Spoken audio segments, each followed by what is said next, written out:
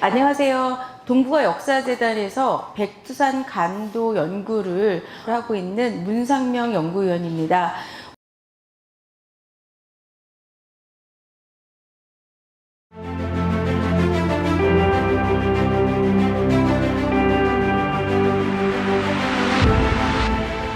한양이 가장 먼저 확장한 곳이 어디일까요? 라는 거예요. 어딜까요, 여러분? 용산이에요, 용산. 그 전에 정권에서 용산으로 관절을 이동을 했죠. 조선시기에도 가장 먼저 한양이 확장된 곳은 바로 용산입니다. 그럼 왜 확장이 되었을까요? 당시에 조선 후기로 가면 인구가 거의 2배가 증가를 해요. 인구가 거의 2배 증가했다는 건 뭘까요? 지방에서 엄청 올라와요. 지방에서 엄청 올라왔는데 주택난이 나고 하수 문제, 상하수도 문제 등등 여러 가지 도시가 확장되면 생기는 문제들이 엄청나게 발생을 하게 됩니다. 그럼 지방에서 올라온 노동자들이 일자리를 찾아야 되겠죠. 땅이 없으니까. 제일 먼저 돈을 벌 수 있는, 노동할 수 있는 곳에 모이는데 특히 거기가 어디냐? 나루터 부분들이고 어디냐? 바로 용산으로 엄청 몰려들게 됩니다. 그러면 왜 용산이었냐라는 거예요. 용산은 한양으로 통할 수 있는, 한양 중심으로 갈 수 있는 가장 쇼컷이었기 때문이에요. 보시면은 이렇게 아까 보여드린 경주 오브도고 이게 한양의 모습이고 지금 여기가 남산입니다. 또 이 용산 일대의 모습이 어떻게 보면은 한양 도성과 약간 비슷한 느낌을 갖고 있어요. 남산이요, 그렇게 높지 않은 산이에요. 제가 정확히 남산의 높이는 기억 못하지만 한 350 정도 될 걸로 알고 있어요. 수도 한양에서 이 북쪽에 있는 주산이 바로 북악산이죠. 근데 이걸 거꾸로 치환시켰다고 생각할게요. 이 북악산을 남산으로 치환을 시켰어요. 그러면 도성에서 북쪽에 사는 바로 남산이 되는 거예요. 목멱산. 그러면 그 앞에 있는 남산의 역할을 하는 뭘까요? 여기 낮은 둔지산이 있어요. 둔지산은 지금 위치가 어디냐면 용산 미군기지 안에 있습니다. 그러면 이게 바로 북현무 남주작이 되어버리는 거네요. 이 한양 부분을 그대로 치환이 가능해요. 거기다가 앞에 뭐가 있어요? 한강이 있는데 한강이 청계천 역할을 하진 않아요. 이 가운데에 만초천이라고 하는 하천이 흘러요. 만초천의 지금의 위치는 어디냐면 용산 미군기지를 가로질러 흐르고 있습니다. 어떻게 보면은 새롭게 도성을 구상하는 사람들의 입장에서는 요거를 그대로 치환이 가능한 곳이 여기예요. 그렇다면 왜 하필 용산이었을까라는 건데 바로 한강과 용산의 강 때문입니다. 좀 더 제가 확장해서 보여드릴게요. 바로 이 부분인데요. 여기 보시면 남산이 있고요. 만초천이라고 하는 지금 용산 기지를 흐른다는 그 하천이고요. 여기가 바로 지금 한강입니다. 그러면 왜 여길까라는 건데 보시다시피 이렇게 남산에서 이 용산으로 뻗어나오는 산줄기가 있고 가운데 하천이 흐르고 있고 여기에 둔지산이라고 하는 앞에 주작이 될 수 있는 산도 있습니다. 이러한 지형적인 특징이 있어요.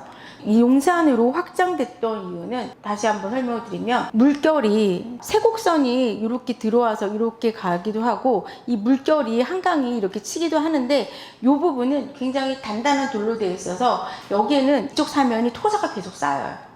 그리고 반대로 이쪽 여의도도 토사가 쌓이게 되어 있어요.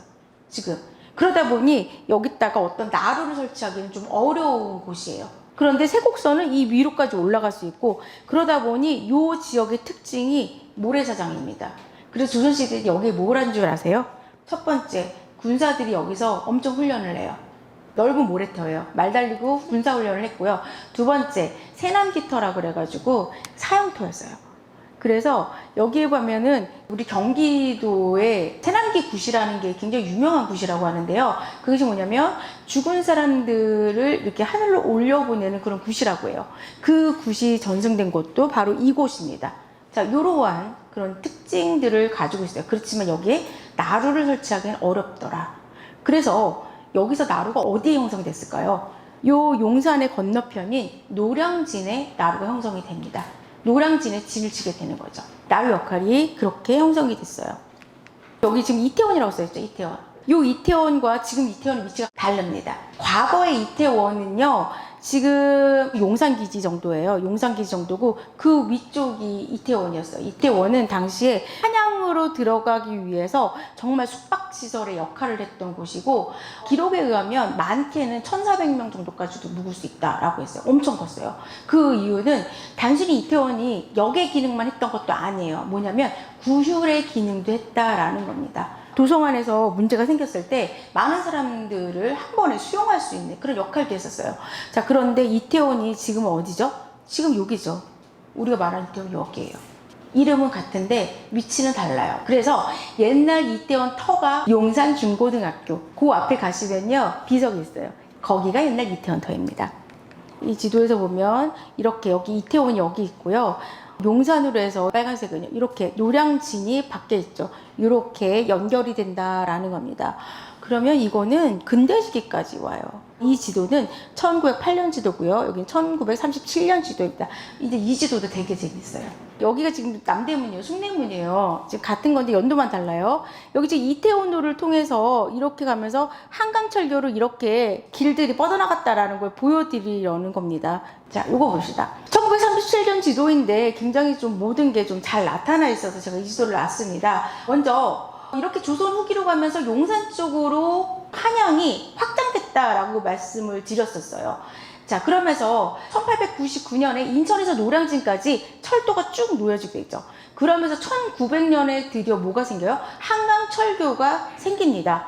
자, 제가 아까부터 강조했죠. 용산 얘기를 하면서 한양도성이 용산으로 확장이 됐고 용산에는 모래사장 때문에 나루를 설치할 수가 없어서 건너편이 노량의 진을 만들었다. 그래서 노량은 어떻게 보면 교통로의 역할을 했다. 맞죠? 그러다 보니까 인천으로 연결된 철도가 어디로 가요? 노량을 통해서 용산으로 가게 되는 거예요. 한강철교가 완공이 됐고 노량 한강철교를 통해서 인천에서 노량, 노량에서 한강철교, 용산에서 쭉 해서 서울역까지 이어지게 되는 구조가 되는 것입니다. 보시면 아시겠죠? 자, 여기서 1907년 기억해 주세요. 우리나라 한양 성곽 있었죠. 한양 도성에서 가장 먼저 회출한 부분이 어딜까요? 1907년에 남대문 성곽을 제일 먼저 일본이 뚫어버립니다. 왜 하필 남대문이었을까? 길을 놔야 되는데 남대문을 이렇게 가야 되죠. 그것도 있는데 직접적인 이유는 사실 그건 아니었어요. 당시에 1907년에 일본 황새손이 마침 조선의 근대화를 시찰하시겠다고 오십니다. 그때 레드카펫을 까느라고 남대문을 뚫었습니다. 정말 퍼레이드를 하기 위해서 뚫었습니다. 그게 가장 먼저 회설된 한양도성입니다. 1907년에. 그리고 1912년에 제2한강철교도 만들어지게 되죠. 그렇게 해서 어떻게 보면 이러한 교통결절지로 이렇게 쭉 올라오게 됩니다. 여기 보시면 여기가 지금 남대문이에요. 지금 뚫렸죠. 지도에 잘 보이시죠? 많은 지도들이 뚫어있는 지도가 보여요. 지금 여기 한번 보세요. 이게 남산의 성곽이에요. 제가 다음 지도를 보여드릴게요. 아까 봤던 방금 고지도인데요. 보시면은 이렇게 해서 한강철교로 해서 쭉쭉쭉쭉 오다 보면 남대문 쪽이고요. 여기 잘 보이시나요? 여기 조선신궁입니다. 25년도에 만들어지겠죠. 그러면서 여기에 지금 도성 성곽을 회철하고 이렇게 조선신궁을 만들어 놨습니다. 그 모습도 확인해 보실 수가 있어요. 여기 지금 지도에 보면은 성곽을 무너뜨리고 신궁을 이렇게 지은 그 모습들도 확인해 볼 수가 있다는 거예요. 이 지도는 37년 지도이기 때문에 나타나는 거겠죠.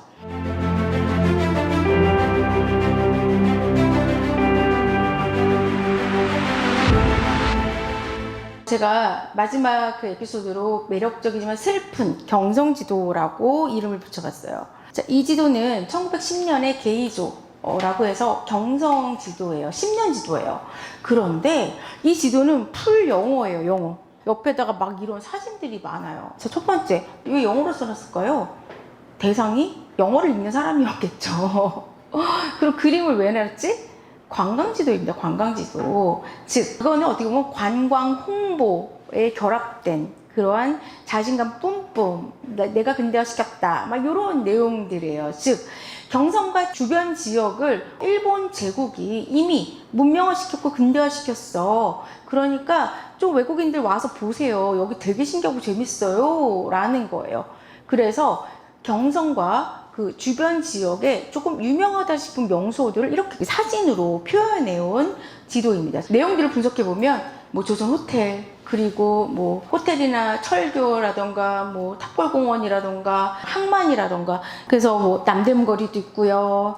그리고 유치원도 있고. 제가 개인적으로 이 사진 중에서 제일 흥미로웠던 것 중에 하나가 바로 이 사진이에요. 이게 바로 킨더가든이라고 되어 있거든요. 그런데 이 사진 다 여자아이들이에요.